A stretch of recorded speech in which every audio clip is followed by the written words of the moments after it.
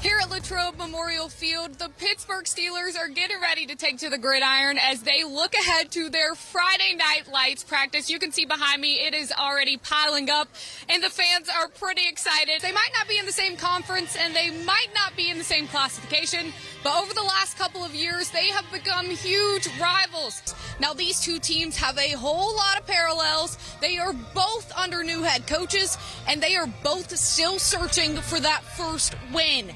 We are finally here at PNC Park for the Pittsburgh Pirates home opener against the Baltimore Orioles. Now, the Pirates have had to wait quite a while for this one because they've had 7 away games so far this season. Now, they enter this game 6-1, which is one of the best starts the Pirates have had since the 80s, and it's definitely one of the best starts in the MLB currently. We have waited an entire year for this. Football is finally back. I came a little better prepared this season. I learned that we've got some wet games around here, and I might need my little mini phone umbrella. The Steelers will finally have the opportunity to step foot in Acrisure and finally have the opportunity to face someone who is not wearing the black and gold. When you think basketball rivalries, you might think Carolina Duke, West Virginia Pitt, or even Louisville and Kentucky. But you can add Fairmont Senior and East Fairmont right to the top of that list. And it may be Valentine's Day, but the matchups we have tonight, I can guarantee you there's no love between them. The state swim meet wrapped up on Friday, and contrary to popular belief, there's one breed of cats that actually do like water. Because for the first time in school history, the Elkins Lady Tiger swim team has brought home all the glory. After East Carolina's bubble was burst last year with the cancellation of the bowl game, Pirate fans are counting down this year's Birmingham Bowl. Don and Eric, I feel a little bit sorry for you back there in the studio because it is a perfect day for baseball outside. And what better way to celebrate baseball than an East-West rivalry game? And the action has only just begun for the weekend, which is crazy to think because there's already been several games to take place today. This was a crucial win for the U.S. because it determined who advanced to the next round. Starting out at Joe Retton Arena, where the feathers are flying as the top 2 teams in the Mountain East are battling it out to keep that 1 seed. The number 1 Fairmont State Flying Falcons and the number 2 Wheeling University Cardinals. I heard that in '98 you were here winning a state championship for Weir. So what does that mean to you, and what do you know that it means to these kids? It was not the result they wanted, a 5-2 loss, and on top of that, the weather was nasty. When you hear the words Lincoln and Liberty, it might sound like they go together. But as these 2 Big Ten schools battle it out on the hardwood, it becomes very evident that in high school basketball, they do not. You both had your first season in Morgantown this year. Incredible season. Kaylee, you went to the state championship.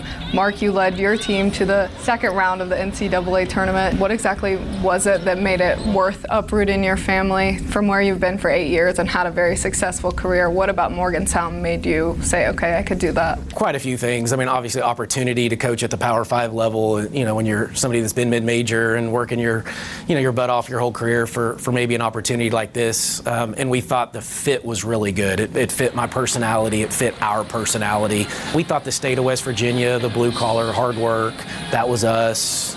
Great college town, passionate fan base. And I've said numerous times since this season was over, this is as much fun as I've had coaching in my 19 years as being a head coach.